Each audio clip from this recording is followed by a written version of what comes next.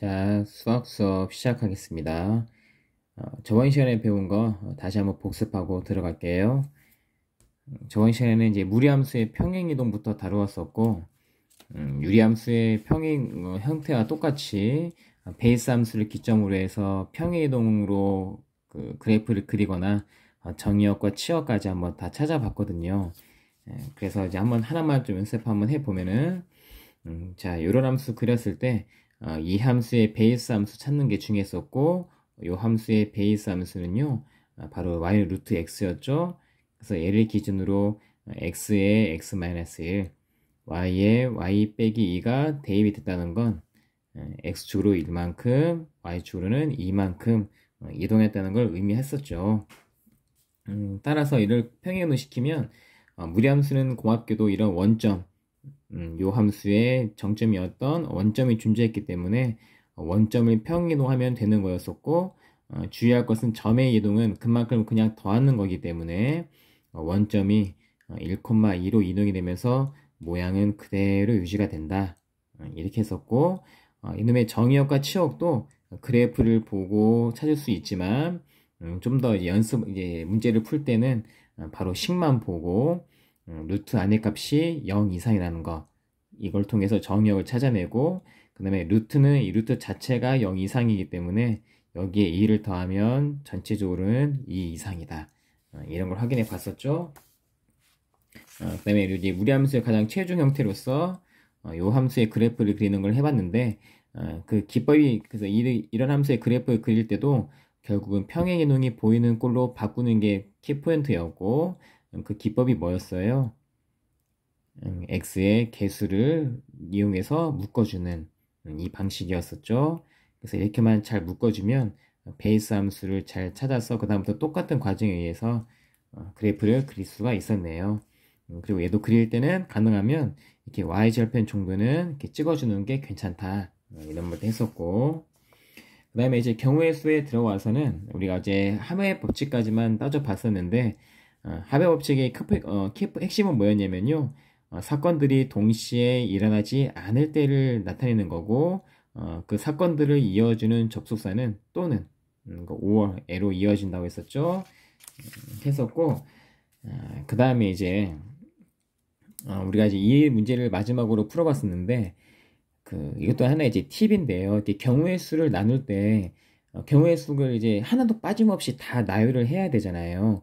근데 그거를 이렇게 경우의 수를 이렇게 나열할 때 중학교 때 이런 걸 배웠는지 모르겠는데, 경우의 수를 나열을 할 때도 그냥 막 중구난방식으로 막 나열하면은 빠뜨리는 경우의 수가 생겨요. 그래서 경우의 수를 나열할 때도 이렇게 정리 질서 있게 나열하는 게 좋은데, 예를 들어서 이제 아까 선생님이 이제 얘 같은 경우에 이 문제가 이제 xy가 0이 아닌 의미 아닌 정수라고 했으니까 0 이상인 정수잖아요. 그래서 xy가 0 이상인 정수일 때 합이 3이 되는 걸 찾는 거예요. 그래서 이제 선생님 나열이 괜히 이렇게 한 게 아니에요.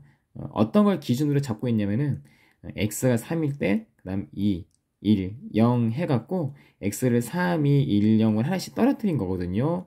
이럴 때 y값들을 찾아낸 거예요. 좀 무슨 말 하고 싶은지 좀 이해가 되나요? 그래서 이렇게 경우의 수를 나열할 때는 이렇게 뭐 아무거나 상관없어요. 여러분들 나열할 때는 적당하게 뭔가 하나를 이렇게 기준으로 잡고 나열하는 것이 실수를 줄이는 방법이다라는 거를 한번 팁으로 좀 알려드리는 거예요. 그래서 뭐 이런 것도 한번 연습해 보면 좋고, 이 경우의 수 파트는 그 뭐 순열과 조업까지 배워보면 알겠지만 개념이 그렇게 많지가 않아요. 그래서 이 경우의 수 파트는 개념은 그렇게 많지가 않아요. 그래서 외울 만한 것도 그렇게 별로 없고, 그래서 하지만 이제 그렇다고 해서 이거 막 그렇게 쉽거나 그러진 또 않거든요. 그래서 이 파트는, 이쪽 단어는요, 문제를 좀 많이 풀어보는 게 여러분들의 좀 신뢰 가능성에 도움이 되고, 문제를 많이 풀어봐야 이게 이런 경우에서는 이렇게 적용하고, 이런 유형에서는 L을 적용하고, 이런 식으로 이제 아마 파악이 될 거거든요. 그래서 이쪽 파트는 문제를 많이 풀어보는 게 좀 여러분들 공부할 때 유리할 겁니다. 자, 그러면은 일단 교과서 262페이지를 한번 펴주세요. 262페이지. 자, 거기 보면 이제 곱의 법칙이 나오게 되고, 거기에 이제 그림도 하나 나오게 되죠. 그래서 이제 이런 그림이 이제 나오는데, 한번 읽어볼게요. 식당에서 이제 컵케이크 3개랑 아이스크림 2개를 판대요. 근데 이제 그 중에서, 컵케이크 중에서 하나와 아이스크림 중에서 하나를 동시에, 얘는 동시에네요. 택하는 경우의 수를 구하라. 라는 거예요. 그러니까 얘를 좀 살짝 그려보면, 컵케이크 하나, 그 다음에 아이스크림 하나를 동시에 고른다는 거예요. 그래서 이 사람은 총 몇 개를 갖고 가는 거예요. 그렇죠. 2개죠, 2개. 그래서 컵케이크에서 하나를 가져가고 아이스크림 중에서 하나를 가져가니까 2개를 동시에 가져가는 거예요. 그래서 이렇게 되기 위한 경우의 수가 몇 가지가 있겠느냐 이건데 그림으로 지금 잘 해놨거든요. 얘가 지금 컵케이크이고 여기는 지금 아이스크림을 의미하는데 얘는 이제 이쪽 그림은 전체적으로 진짜 한번 다 나열을 한번 해본 거예요. 컵케이크가 3개 있다고 했고 아이스크림 2개가 있다고 했으니까 컵케이크 이 3개를 고를 때 각각의 아이스크림을 다 나열을 한번 해본 한 그림이거든요.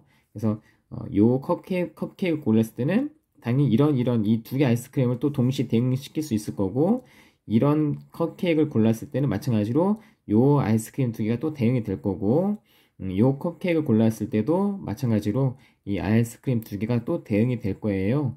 그래서 전체 경우의 수는 총 몇 개가 되겠어요? 이렇게 고르는 거 하나, 둘, 셋, 넷, 다섯, 여섯 이렇게 6개라는 거 확인해 볼 수 있죠. 그쵸? 그래서 이제 총 경우의 수는 6개서 다 나열을 시키면 무조건 다 구할 수는 있어요. 시간만 많이 주어진다면. 근데 언제까지 이렇게 할 수가 없으니까, 이런 경우는 어떻게 이제 파악을 할 수가 있겠냐면, 어쨌든 이 사람은 2개를 동시에 가져가는 거예요. 따라서 컵케이크 중에서는 3개를 가져가고, 아이스크림에서는 2개를 가져가니까, 내가 이 사람이 가져가는 것을 동그라미를 표시했을 때, 컵케이크 중에서는 경우의 수가 3가지가 있겠고, 아이스크림 중에서는 경우의 수가 2가지가 있을 테니까 이 2개를 곱하면 6개에서 이 6개와 맞아 떨어지죠. 이렇게. 이해되나요? 그래서 이 같은 경우에 이렇게 곱하기 꼴로 이루어져 있다고 해서 얘를 바로 이제 곱의 법칙이라고 불러요. 곱의 법칙. 그래서 합의 법칙과 배웠었는데 곱의 법칙에서의 키포인트는 뭐냐면요. 합의 법칙은 동시에 일어나는 경우가 아니었었죠. 하지만 곱의 법칙은 동시에 일어나는 경우를 다루는 게 곱의 법칙이고 접속사는 뭐로 이어져야 되냐면 그리고 영어라면 and로 그리고로 이루어져야 돼요. 예, 이어져야 돼요. 그래서 이제 합의 법칙과의 차이가 좀 보이죠. 합의 법칙은 동시에 일어나지 않는 거고 접속사는 or 또는으로 이어지지만 곱의 법칙은 동시에 일어나는 경우에 해당하는 거고 접속사는 and 그리고로 이어진다는 걸로 일단은 서로의 차이점을 한번 알아봤으면 좋겠습니다. 자, 좀 이 차이가 좀 보이나요? 한번 문제를 한번 한 셈을 한참 풀어볼 텐데 263페이지에 문제 3번이 하나 있거든요. 이건 내가 한번 해볼게요. 꽃병 2개랑 장미 4송이가 있대요. 그래서 이걸 통해서 꽃병이 장미를 꽂기 위해서 꽃병 1개와 장미 1송이를 동시에 택하는 경우의 수를 구하라 라는 거예요. 그래서 그냥 한번 그림으로 대충 한번 표현해 보면은 꽃병이 하나가 이렇게 있고 그 다음에 꽃병이 다른 꽃병이 하나 이렇게 있겠네요. 그래서 통 2개가 이렇게 2개 있다는 거예요. 이렇게 있는데 그래서 꽃병이 이게 2개가 있을 때는 꽃병이에요. 여기에 장미가 4개가 이제 들어가거든요. 그래서 장미 4개가 있다고 했으니까 그 장미 4개를 그냥 숫자로 1, 2, 3, 4라고 표현할게요. 그러면 요 꽃병에 꽂을 수 있는 장미도 4개가 있고 요 꽃병에 꽂을 수 있는 장미도 4개가 이렇게 있다는 거잖아요. 그러면 따라서 진짜 한번 다 나열해 보면 케이스가 몇 개가 나오겠냐면 요 꽃병을 기준으로 하나, 둘, 셋, 4개 이렇게 꽂을 수가 있고 요 꽃병을 기준으로도 하나, 둘, 셋, 4개를 이렇게 꽂을 수가 있겠네요. 그쵸? 그럼 전체를 따지면 여기서 4개, 여기서 4개니까 총 8개가 된다는 거죠. 그쵸? 그래서 이렇게 일일이 나열하면은 이런 식으로 파악을 할 수가 있는데, 이렇게 하면 또 시간이 오래 걸리니까 이제 어떻게 파악할 수가 있겠냐면, 꽃병 2개에 장미 4개가 들어가는데 얘는 동시에, 그러니까 꽃병과 이 꽃병의 장미가 동시에 꽂혀야 되잖아요. 그래서 이거는 결국은 곱의 법칙에 따라서 꽃병의 경우의 수 2개와 장미의 경우의 수 4개를 곱해서 총 8개, 이렇게 파악할 수가 있다는 겁니다. 이해되나요? 자, 그러면 여러분들 그 아래 문제 4번 한번 풀어보세요. 문제 4번.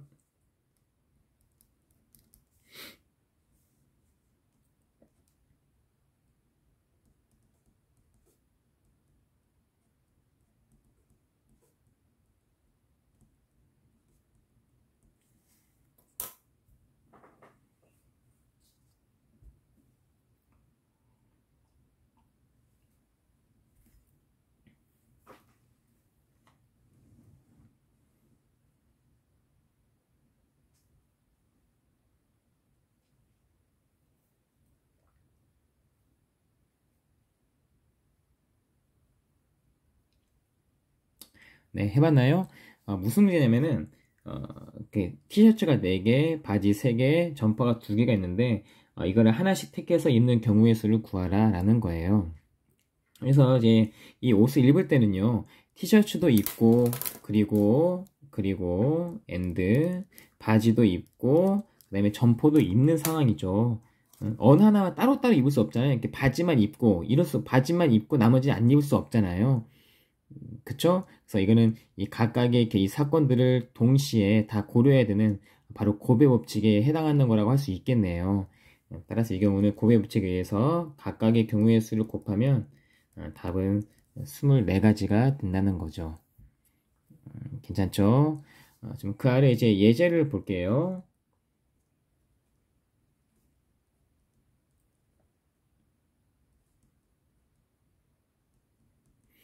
자, 그 아래 문제는요, 200의 약수의 개수예요. 개수. 약수를 다 구하라는 게 아니고, 이 약수가 몇 개가 되겠느냐. 이제 이거를 따지라는 문제인데, 약수의 개수를 따지는 거거든요.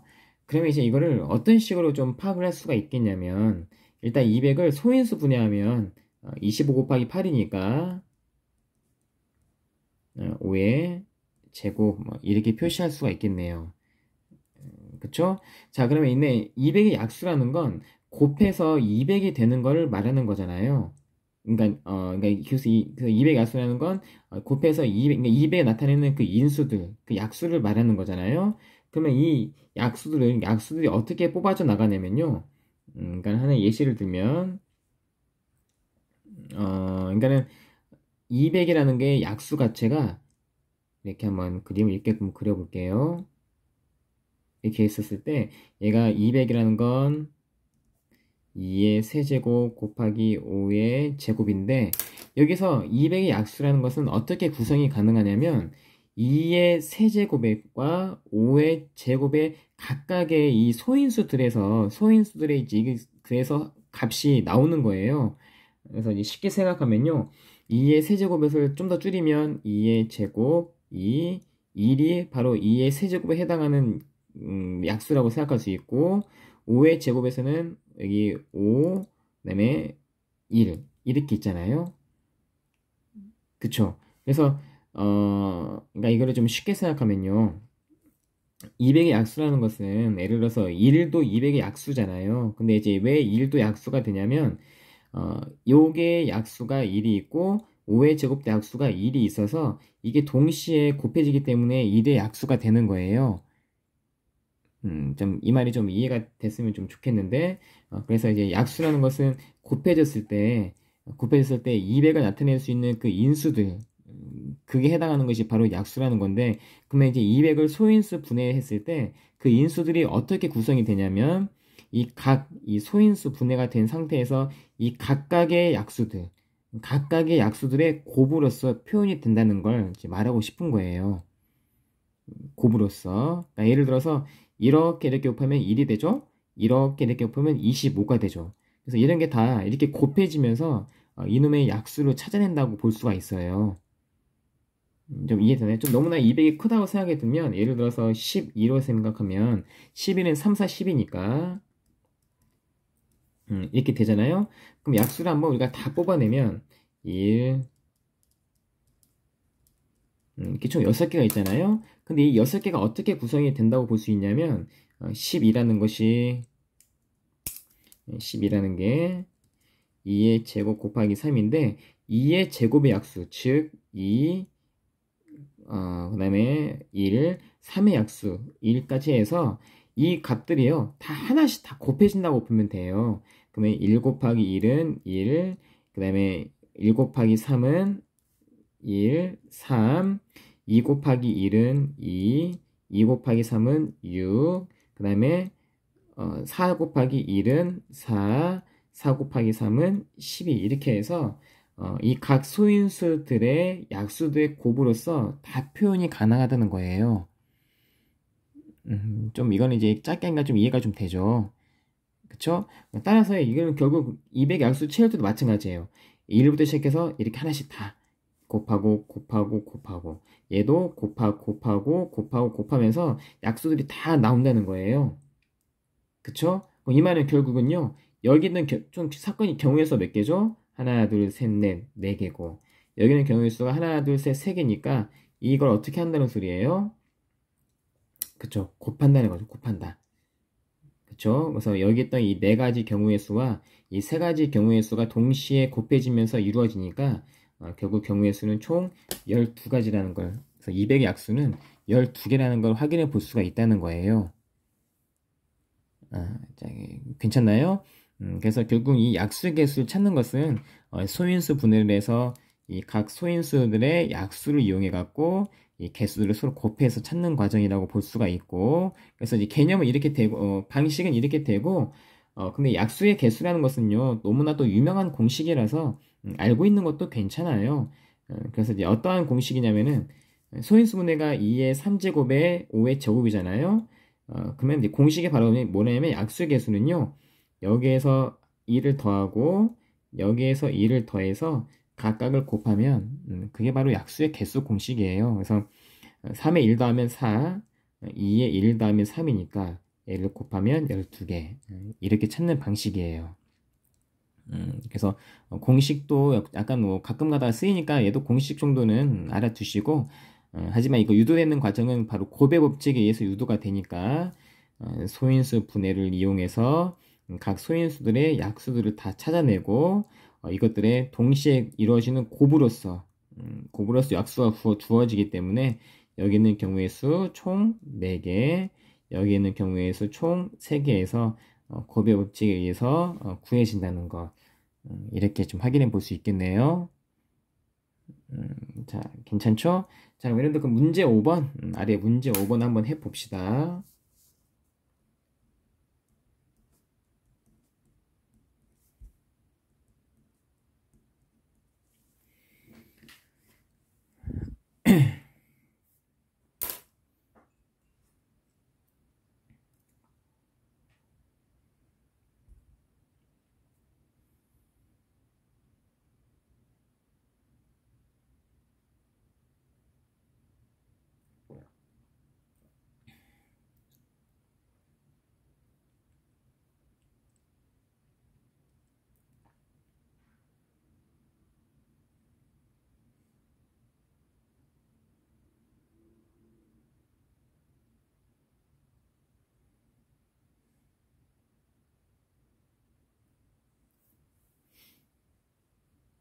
자, 했나요?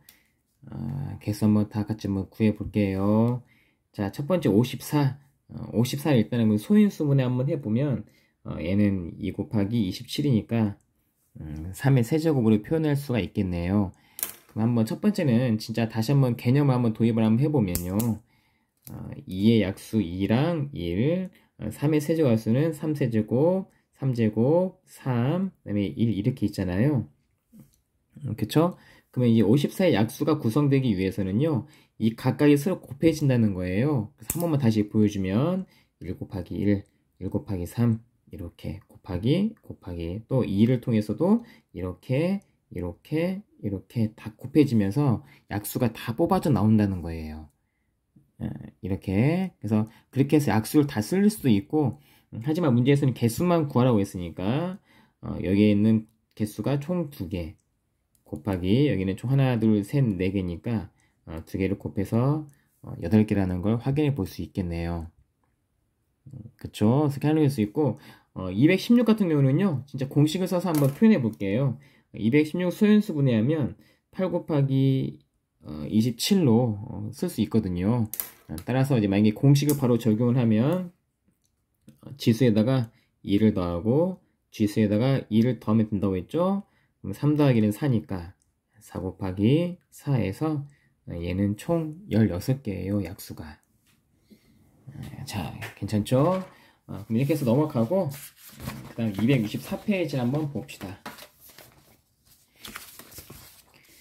여기 이제 길찾기 이제 길로 이동하는 이제 문제가 나오는데 여러분들 교과서 한번 보면 있어요.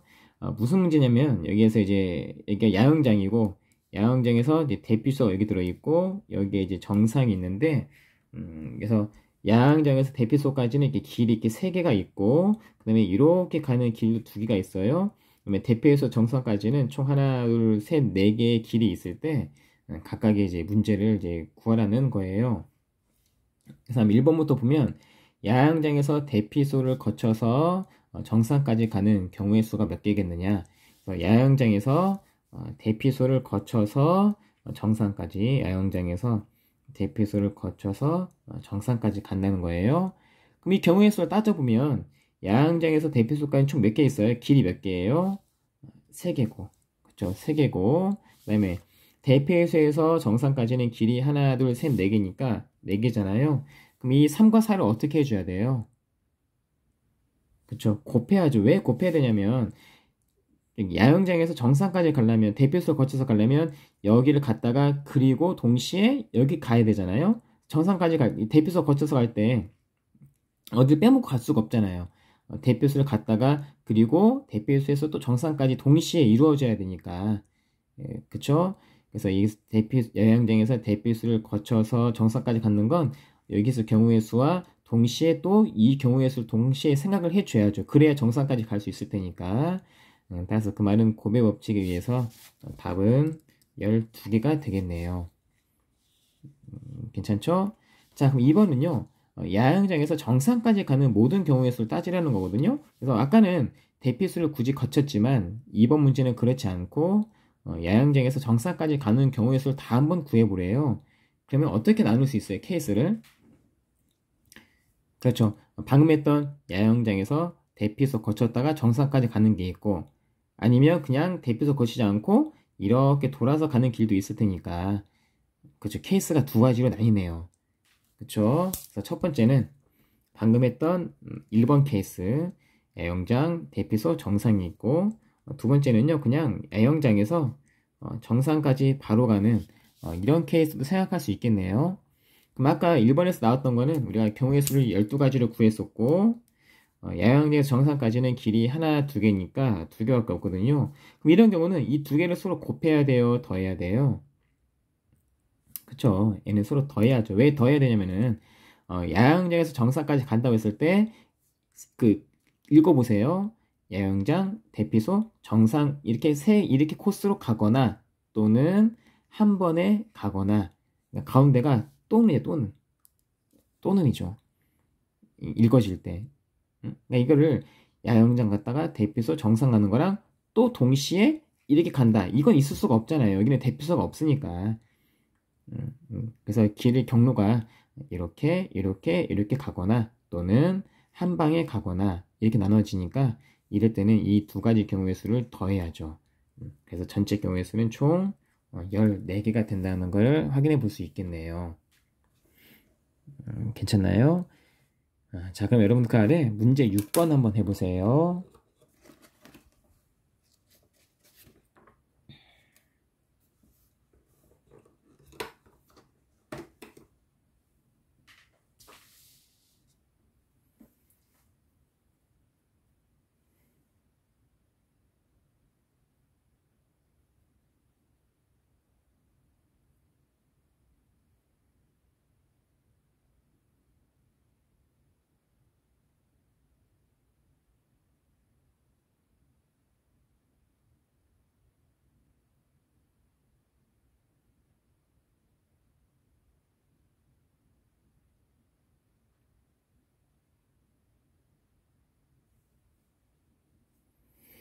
자, 했나요? 자, 무슨 문제냐면은, 이게 지점이 A, B, C, D 4개의 지점이 있는데, 주어진 도를 이용해서 A 지점에서 D 지점까지 가는 경우의 수를 다 구하라. 하지만 같은 지점을 2번 이상 지나지 않는다. 이런 조건이 붙어 있네요. 그래서 이 경우는 이제 A에서 D까지 가는 경로를 다 따져야 되지만 따져야 되고 대신 중요한 건 똑같은 지점을 2번 지나가는 거. 그러니까 2번 이상한 건 뭐냐면은 이렇게 A에서 C를 갔다가 D를 갔다가 다시 C를 갔다가 이런 케이스는 안 된다는 거예요. 그러니까 다시 무슨 말이냐면은 A에서 C를 갔다가 B를 갔다가 다시 C를 갔다가 D로 가는 이런 케이스는 있을 수가 없다는 거예요. 2번 지나지 않아야 되니까. 그래서 이제 이것도 길이 좀 많기 때문에 좀 케이스를 좀 나눠야겠어요. 그래서 케이스 좀 나눠야 될 건데 말했지만 이렇게 좀 복잡해 보이는 것은요. 적당히 기준을 나누는 게 좋다고 했죠. 기준을요. 그래서 선생님 같은 경우는 어떻게 할 거냐면은 A에서 D를 갈 때 보니까 이렇게 A, B, D, A, C, D로 가는 이렇게 세 가지, 그러니까는 길이 A, C, D, A, B, D 이렇게 세 가지로 이루어지는 경우가 있고 아니면 A, B, C, D A, C, B, D 이렇게 해서 4가지 경우로 이루어진 경우도 있잖아요. 그래서 이렇게 해서 그 케이스로 그걸 기준으로 해서 선생님은 나눌 거예요. 기준을. 그래서 첫 번째는 지점의 개수가 3개인 경우, 두 번째는 내가 지나간 지점이 4개인 경우로 나눠서 이렇게 기준을 잡고 찾는 게 틀리지 않는 방식이라고 했죠. 그래서 한번 해볼게요. 첫 번째 A, B, D로 가는 경우는 보니까 A에서 B까지는 한 가지지만 B에서 D까지는 총 몇 개예요? 그쵸, 3개니까 이 경우는 A, B, D에서 B를 동시에 지나서 가는 경우니까 이 경우는 총 3가지가 있겠죠. 그쵸? 그 다음에 또 뭐 있냐면 A, C, D가 있잖아요. A, C, D. 그럼 A, C, D로 가는 경로를 보면 A에서 D까지, C까지 가는 건 하나, 둘, 2개고 근데 C에서 D까지 가는 건 또 하나니까 결국은 2 곱하기 1을 해서 2개라고 볼 수 있겠네요. 그죠? 그럼 이때는 이 3과 1을 어떻게 해야 돼요? 그쵸, 더해야 되죠. 왜 더해야 되겠냐면은 아까 지점이 3개인 건 A, B, D 이거나 또는 A, C, D 이렇게 해서 또는으로 읽어야 맞잖아요. 그쵸? 이게 동시에 일어날 수 없고 A, B, D 이거나 A, C, D 이렇게 해서 또는으로 읽어지니까 얘를 더해서 총 5개라는 걸 확인해 볼 수 있겠네요. 그쵸? 자, 그럼 4개, 이번엔 4개를 지나 볼게요. 아무거나 한번 해보면 A, B, C, D로 지나면 A, B 1개, B, C 1개, C, D 1개겠네요. 그럼 이거는 도로 자체가 딱 고정이 돼서 이렇게는 한 케이스밖에 없으니까 얘는 1개. 그쵸? 그럼 이번에는 A, C, B, D로 가보면 A에서 C까지는 2개, 여기에서는 1개, B에서 D까지는 3개니까 이 경우는 동시에 다 지나야 되니까 2 곱하기 1 곱하기 3을 해서 6개가 되겠네요. 그쵸? 마찬가지예요. 그럼 1과 6을 더해야 돼요? 곱해야 돼요? 그쵸? 이거 더해야 되죠. 이렇게. 왜 더해야 되냐면 다시 말하지만 지점을 4개 지나는 경우는 A, B, C, D 이거나 또는 A, C, B, D 이거나 이렇게 읽혀지니까 서로를 더하면 7개죠. 그래서 최종적인 답은 3개인 건 5개고 4개인 건 7개니까 2개를 더해서 답은 총 12개의 경로가 있다는 게 확인이 되네요.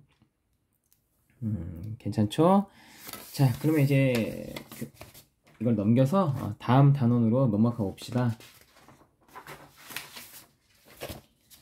순열을 볼 거예요. 순열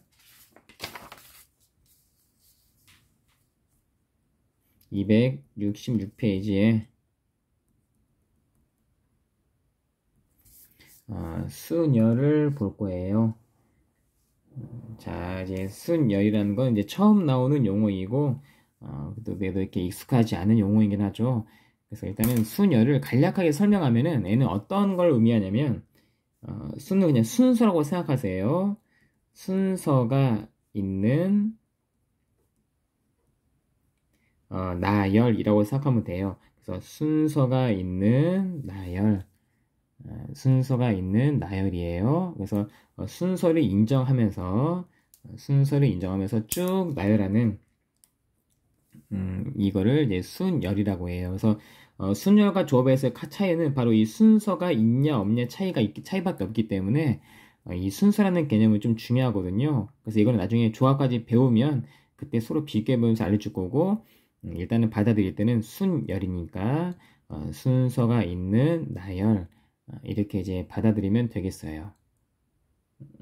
괜찮죠? 자, 그럼 일단은 이 순열을 들어가기 전에 이제 하나 좀 기호를 도입을 해보고 넘어갈 건데, 그 기호라는 게 이제 어떠한 기호를 배울 거냐면요, 이렇게 느낌표처럼 생긴 이 기호를 볼 거예요. 그래서 이 기호를 어떻게 했냐면요, 팩토리얼이라고 볼까요? 팩토리얼.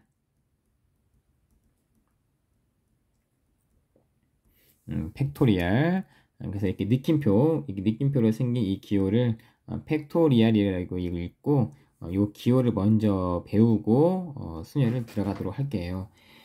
어떻게 해볼 거냐면요, 내가 공 3개를 준비했어요. 그 공 3개를 1번 공 이렇게 해서 총 3개, 1번 공, 2번 공, 3번 공이 있다고 했을 때 이 공 3개를요 내 마음대로 쭉 나열해 본다고 한번 해볼게요.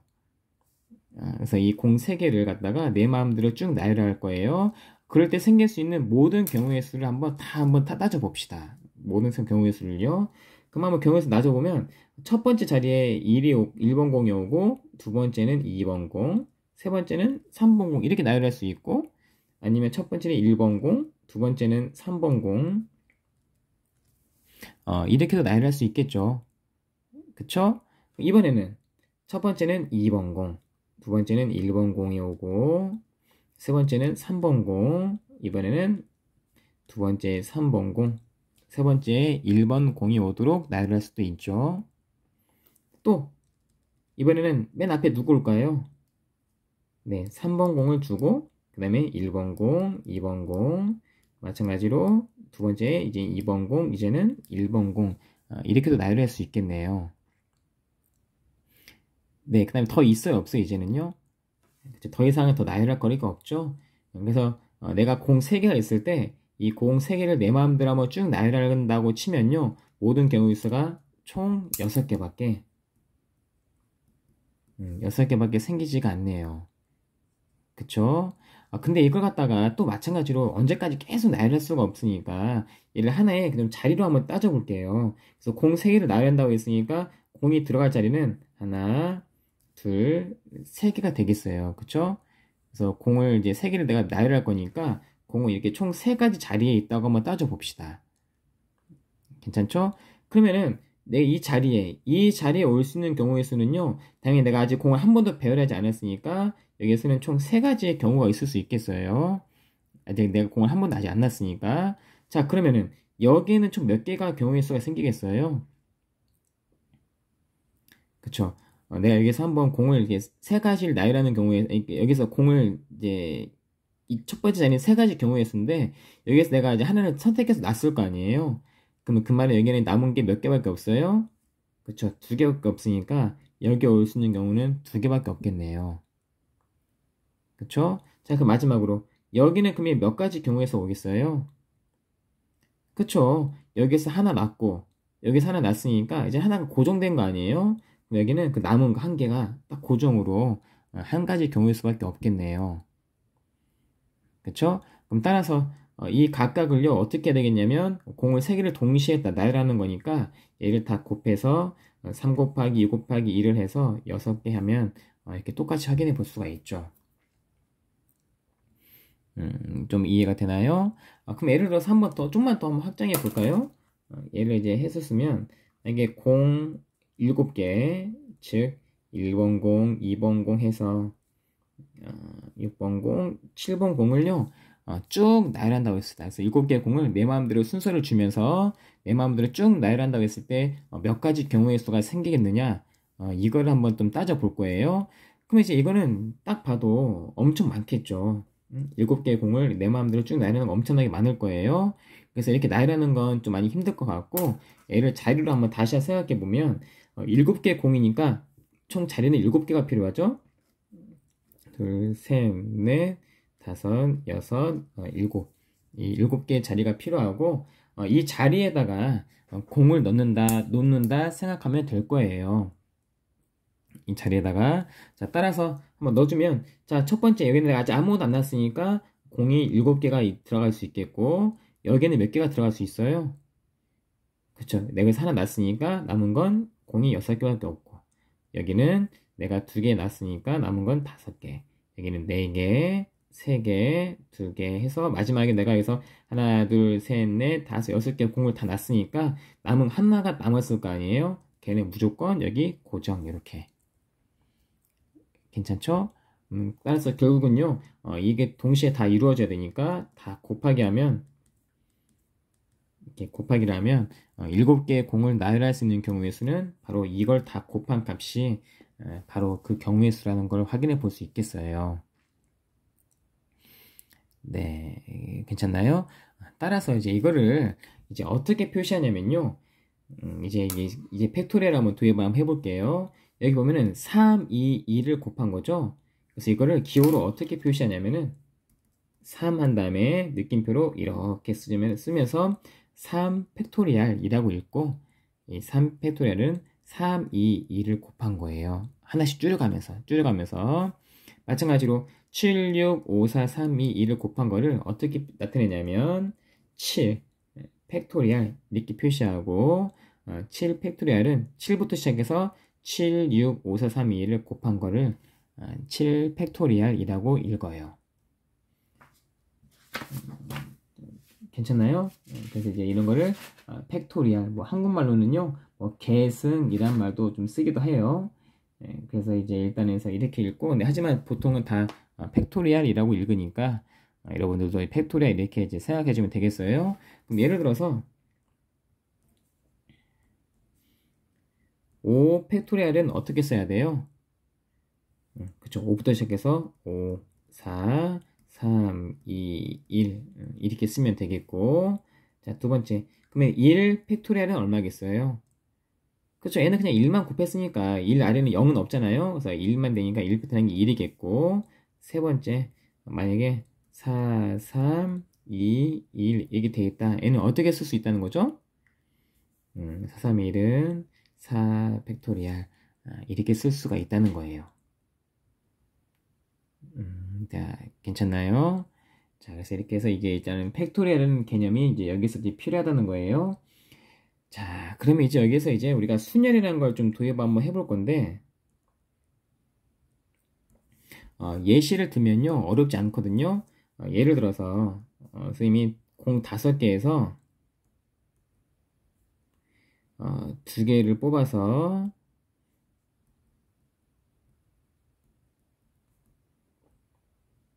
나열한 다음에 해봅시다. 공 5개에서 2개를 뽑아서 나열을 한번 해볼 거예요. 그러면 이제 이거를 내가 한번 이제 다 한번 이거는 첫 번째니까 한번 진짜 한번 다 노가다로 한번 해볼게요.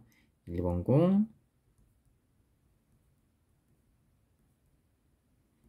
이렇게 했었을 때 한번 해볼게요. 자, 그럼 공 5개에서 2개를 뽑아야 된다고 했으니까 일단 2개를 일단 뽑아보죠. 그래서 내가 한번 1번 공, 2번 공을 뽑았다고 칩시다. 1번 공, 2번 공을요. 근데 뽑은 다음에 그냥 뽑는 에서 끝난 게 아니고 얘를 갖다가 다시 나열이라는 건 내 마음대로 이렇게 진열을 하는 거잖아요. 이게 순서를 주는 거잖아요. 그래서 내가 이제 공 5개에서 2개를 뽑았는데 그 2개를 1, 2라고 하면 나열하는 경우에서 어떻게 생기겠냐면 1, 2 이렇게 나열할 수도 있고 아니면 2, 1 이렇게도 나열할 수도 있죠. 좀 이해가 되나요? 이렇게. 그래서 마찬가지로 예를 들어서 내가 만약에 이번에 2개의 공을요, 4번 공, 5번 공을 뽑았다고 칠게요. 4번 공, 5번 공을 뽑았으면요, 마찬가지로 뽑은 다음에 나열해야 되니까, 이 경우도 내가 4, 5, 이런 식으로 나열할 수도 있고, 아니면 5, 4, 이렇게도 나열할 수가 있다는 거예요. 좀 이해가 되죠? 이렇게요. 그래서 이런 경우의 수를 다 한번 뽑아볼 수 있겠느냐, 이거를 한번 따져보자는 거예요. 그러면은 이걸 한번 이제 처음이니까 한번 진짜 한번 다 한번 써볼게요. 그러면 1, 2를 뽑았을 때는 이렇게 되겠고 1, 3을 뽑으면 1, 3, 3, 1 이렇게 나열할 수 있고 1, 4를 뽑으면 1, 4, 4, 1 이렇게 뽑을 수 있고 내가 1, 5를 뽑으면 1, 5, 5, 1 이렇게 뽑을 수 있죠. 자, 지금 계속 할 거예요.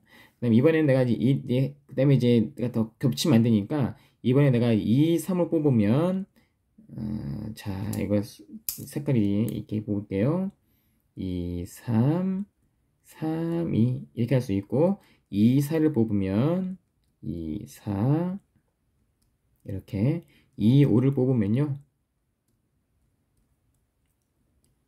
이렇게 나열할 수가 있고 그 다음에 3, 4 3, 4 뽑으면 3, 4 4, 3 3, 5를 뽑으면 3, 5 5, 3 그 다음에 이번엔 4, 5 4, 5를 뽑으면 4, 5 5, 4 이렇게 나열할 수가 있죠. 총 몇 개예요? 하나, 둘, 셋, 넷, 다섯, 여섯, 일곱, 여덟, 아홉, 열, 열하나, 열둘, 열셋, 열넷, 열다섯, 열여섯, 열일곱, 열여덟, 열아홉, 20개. 총 20개가 이렇게 나오는 거를 확인해 볼 수 있죠. 그쵸? 근데 얘도 마찬가지예요. 얘를 갖다가 이렇게 나열하는 건 딱 봐도 너무나 이제 힘든 일이잖아요. 그래서 이거 갖다가 이제 어떻게 좀 해줄 거냐면은 또 하나의 또 자리로 생각해 볼 거예요. 그래서 자리를 해볼 건데 공 5개에서 2개를 뽑는다고 했으니까 자리는 몇 개가 필요해요? 그렇죠? 2개가 필요하죠? 그래서 2개를 자리를 이렇게 쭉쭉 선으로 한번 그어주고 그래서 이 자리는요 공 2개가 들어가는 자리예요. 그러면 개수를 따져보면은 여기에는 총 몇 개가 들어갈 수 있어요? 그쵸? 내가 지금 공 하나도 안 났으니까 총 공 5개가 있었으니까 여기는 5개가 들어갈 테고 여기는 몇 개가 들어갈 수 있어요? 그쵸? 여기는 지금 여기서 하나 내가 이걸 자리를 넣으면서 공 하나가 이 안에 들어갔을 테니까 여기는 하나를 뺀 나머지 4개가 이 안에는 들어갈 수 있겠네요. 경우의 수가. 따라서 결국은 2개를 동시에 넣고 해야 되니까 얘를 곱해주면 답은 20개가 되겠죠. 20개. 좀 이해가 되나요 이거? 이렇게 그러면 하나만 더 문제 내볼까요? 예를 들어서 공 6개에서 3개를 뽑아서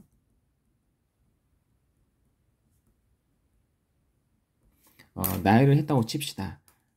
이렇게 그러면 총 몇 개가 되겠어요? 한번 좀 생각해 보세요.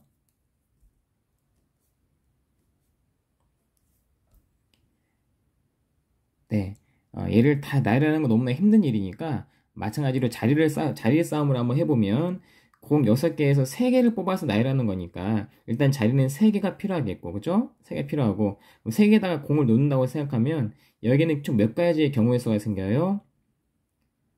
네, 아직 하나도 공을 안 났으니까 여기는 총 6가지 경우가 생기겠고 여기는 그쵸? 여기서 하나 났을 테니까 나머지 5개가 있을 테고 여기는 여기서 공 2개를 났을 테니까 2개를 뺀 나머지 4개의 경우의 수가 생기겠고 마지막으로 이걸 다 곱해서 동시에를 처리해주면 30의 4니까요 총 120개의 경우의 수가 생긴다는 걸 확인해 볼 수 있겠네요. 괜찮나요? 자, 따라서 이거 갖다가 이제 어떻게 얘를 좀 식을 좀 조작을 해볼 거냐면요. 여기까지만 딱 정리를 해볼게요.